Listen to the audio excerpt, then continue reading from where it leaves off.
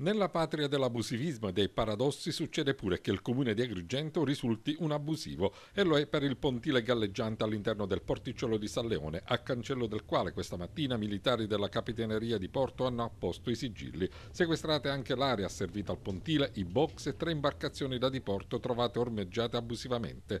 E come per il crollo di Palazzo Lo Iacono, il sindaco Marco Zambuto è stato denunciato alla Procura della Repubblica. Assieme a lui anche il dirigente del settore ufficio patrimonio del comune. I reati ipotizzati sono quelli di abusiva occupazione di spazio demaniale, innovazione abusiva previsti dal codice della navigazione. Il comune in pratica risulta privo di qualsivoglia titolo di concessione in corso di validità sia per lo specchio acqueo dove insiste il pontile galleggiante che per l'area asservita dove è ubicato il box. Strutture di proprietà della regione che le diede qualche anno fa in concessione al comune dietro pagamento di un canone annuo pari ad 1/10 del dovuto, concessione rinnovata sino al 2007, quando si scoprì che l'amministrazione comunale aveva affidato la gestione a terzi senza la necessaria autorizzazione, percependo ricavi. Successivamente, con delibera di giunta, il comune manifestò la volontà di provvedere alla gestione diretta del pontile che la regione accordò in via eccezionale sino al 2010, richiesta sollecitata nel 2011, la cui documentazione però non fu mai integrata e consegnata alla Capitaneria di Porto per la formalizzazione della licenza di concessione.